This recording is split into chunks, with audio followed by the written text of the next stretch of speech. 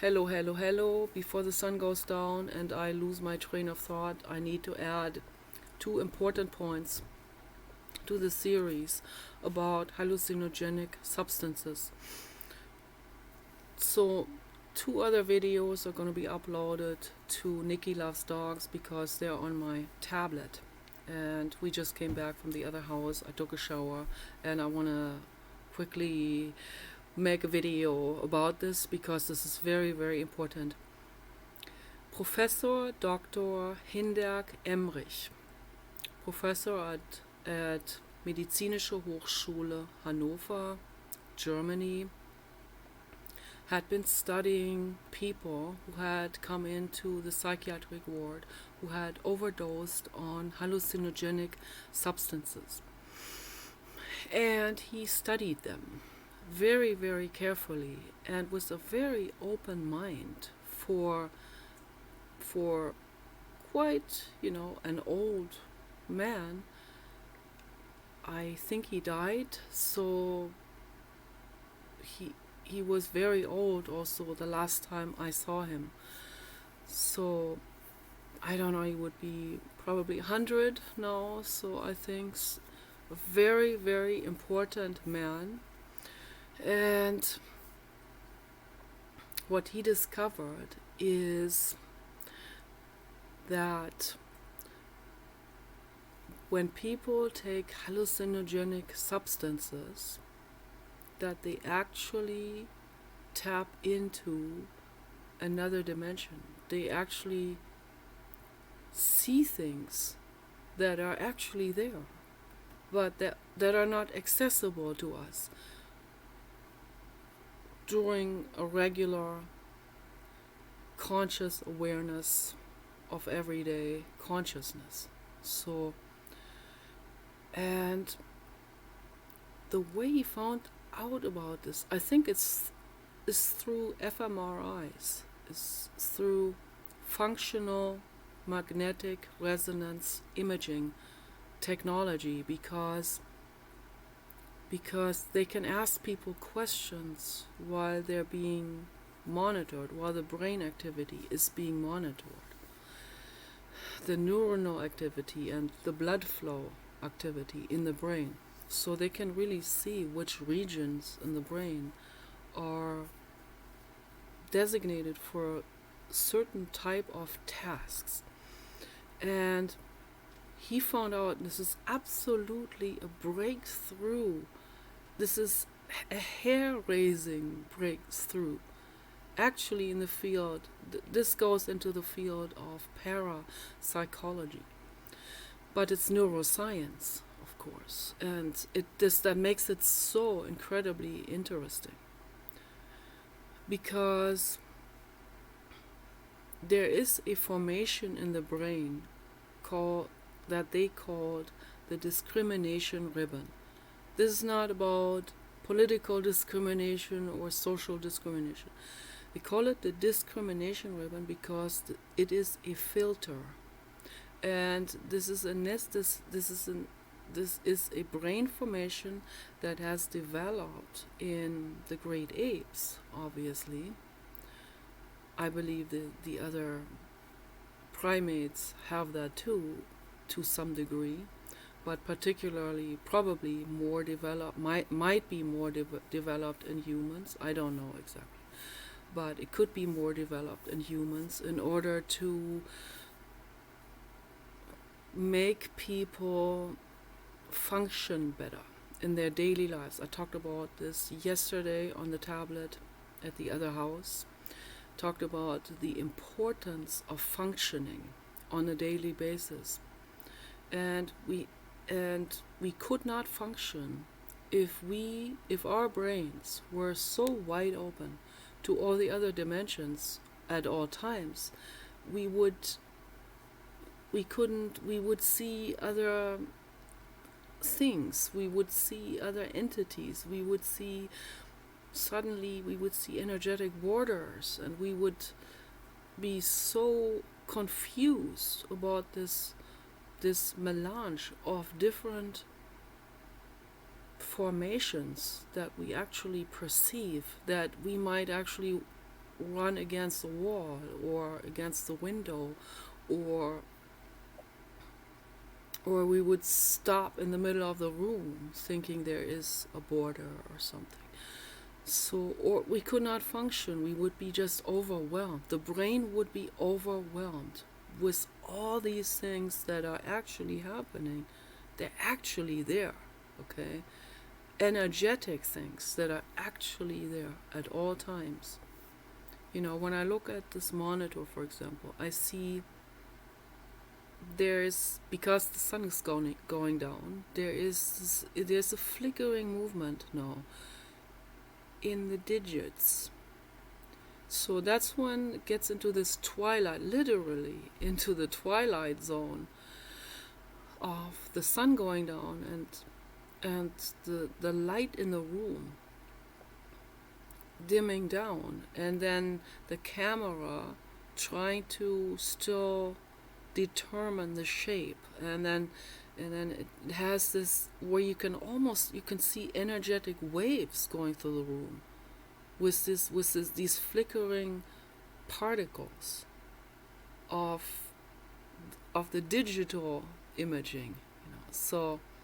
So I think the digital imaging, you know, like with the random pattern formation, that is, someone will say, well, that's just a computer, that's digital chaos or something, or static or something, like in an old TV.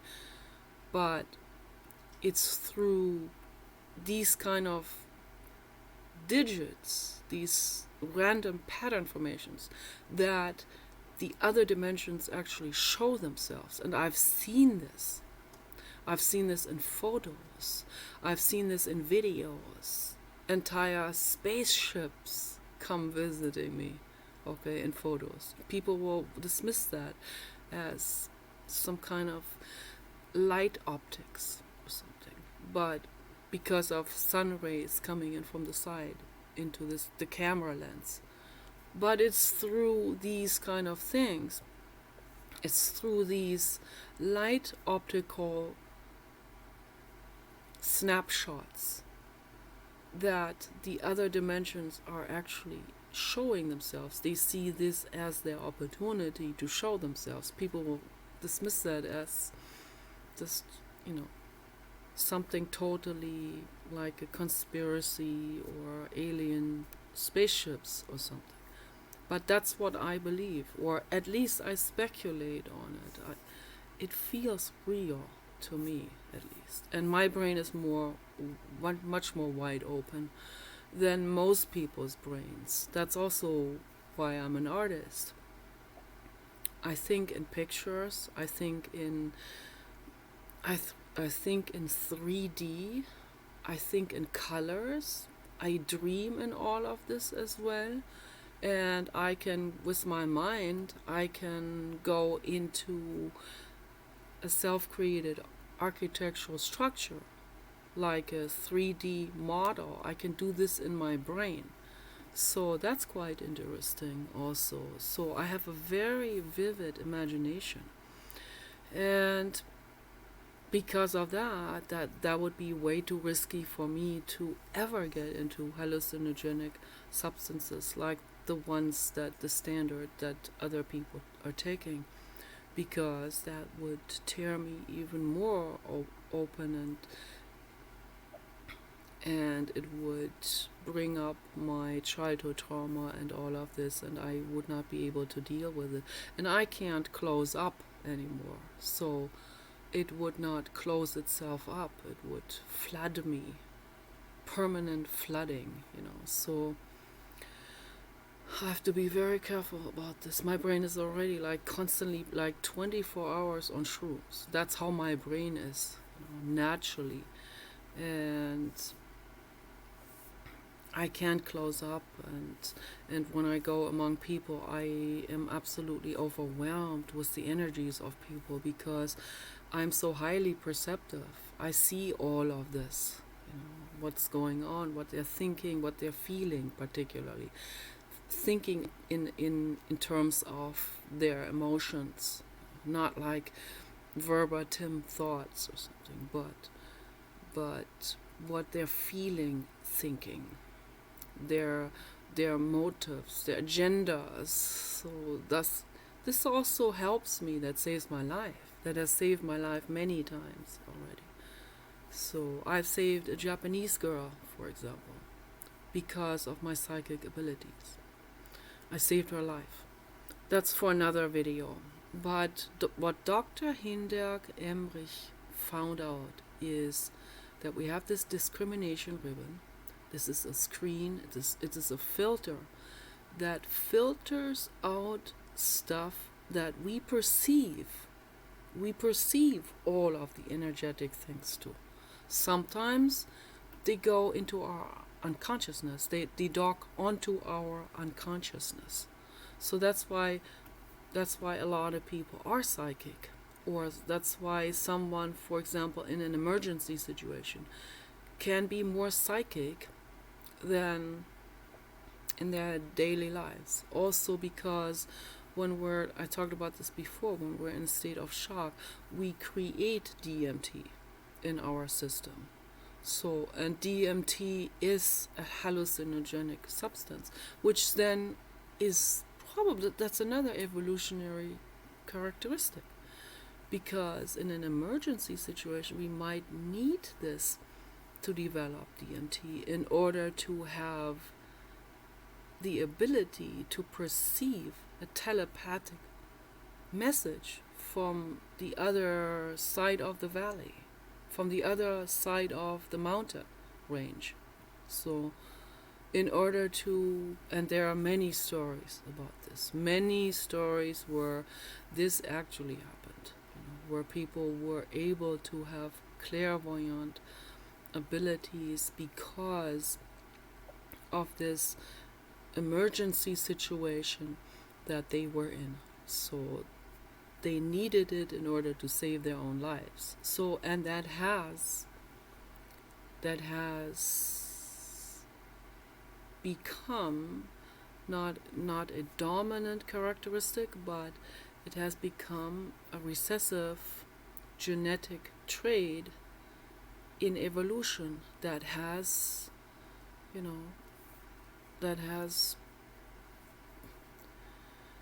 been consistently giving its ability, its genes, to the next generations, because it's those kind of people that survive that will then also carry these particular genes. So that's why it is there. It's not very in the forefront. It's not like vision ability, not like seeing or something with your eyes, seeing something that is there, 3D manifestation. But the other thing is mildly there also. It is recessively there. It is dormantly there. So in some people more than in others, but it has definitely been traded from one generation to the next, and many animals, I would say all animals, have also very psychic abilities, very much so. So that's what I really believe. So this subject goes into all of these venues. It's very interesting. This is a subject that I can talk forever about it, and also explore myself, and find out and study myself and others. So when these people, when they took hallucinogenic substances, the discrimination ribbon becomes disabled, and these floodgates open up for perception. As Jim Morrison said, that the door to, but that's not Jim Morrison's personal invention. He quoted Aldous Huxley. It's really a message from Aldous Huxley that he was obviously a fan of Aldous Huxley, and then he realized that the truth about it, so that that we're running around life blocking things out, out of our own emotional pain, childhood trauma, and he had a lot of childhood trauma for sure. And people block out not just very sensitive stuff like other dimensions or, psychic abilities. People block out much more. People block out compassion because they are running through life trying to hide this childhood trauma away, trying to put it under the rug, not feeling it. Okay. So, and then all of the problems arise because of this. And Terence McKenna talked about this in length in many, many, many of his presentations when he talked about past cultures and of nomads, of hunters and gatherers that lived long before people had settled in different places and started to have animal agriculture and stuff like this. That was a turn downwards when that started. So it was better before when they were hunters and gatherers. I'm against the hunting part, but the gathering of herbs, of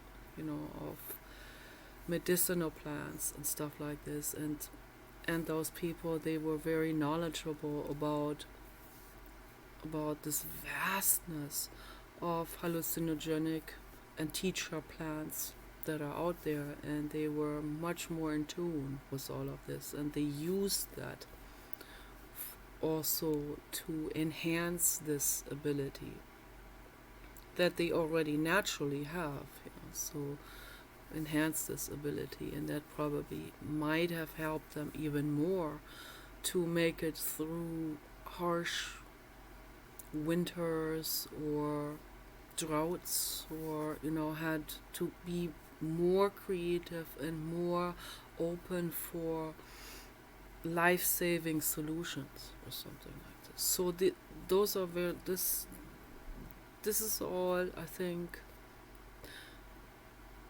those are thoughts that make a lot of sense, that those are very likely solutions for them that they had. And so I think this is very, very interesting what Dr. Hindak Emrich found out about the discrimination ribbon, that in our daily consciousness we have to block things out in order to function and move ourselves through life and make rational decision in this 3D reality. Because if we were too flooded with all the other stuff at all times, at times where we don't need it in order to see something clairvoyantly around the corner, we don't need it, then it would be better to screen that out in order to function. So people like Paul's cousin Kenny, he flooded his floodgates were wide open. He was constantly flooded with all of that stuff. So that's why he could not function in his daily life, and that's very tragic. He particularly couldn't function with money and with other people, and his emotional pain would constantly flood up, and he would constantly feel hurt by everyone, and then his pride came in and his shame, and he didn't know how to deal at all with it. And I see that with thousands of other people that I talk to, that I observe on the internet. So much pride and so much shame, and that could be healed. And we can't heal this really if people are taking any kind of mind-altering or intoxicating substance. This healing process has to come from within themselves. It has to come through meditation instead of substances. It's very, very important that people understand that. So, and the other point that I wanted to bring up is that that kid from Oregon who came from an evangelical family who ended up in the Amazon rainforest doing the ayahuasca session, and because he was so indoctrinated with this with the religion and with this very linear way of thinking, that the ayahuasca plants flooded him to the point where he actually went into a shock and his vital signs stopped. The body could not handle that kind of shock. Okay. And that's infinitely tragic, and that should not happen. And that's why I say, do not engage in those kind of ceremonies. Do not take those kind of substances. So for people who are at the end of their roads, for people who are really at the end of their roads, where it's about, they're ready to go to the euthanasia clinic or something. For those people, maybe that might be a chance. You have nothing to lose. But for young people or anyone who still has a whole lot of life ahead of them, don't do it. Don't do that to your precious brain and body. Okay? This is real serious. What that does, what those substances do, they can permanently disable somebody. Okay, it's very, very, very dangerous. I don't recommend it at all, and that's why it's very important that I brought this up about the kid from Oregon, because it was horrific. They found him dead on his campsite, and then the people that ran that ayahuasca session, they tried to hide this. They buried him there, but his family came to look for him. It's all infinitely tragic, okay? So that's what I needed to bring up, and I'll talk about these kind of things more in my future videos. Okay, you guys take care. Bye-bye.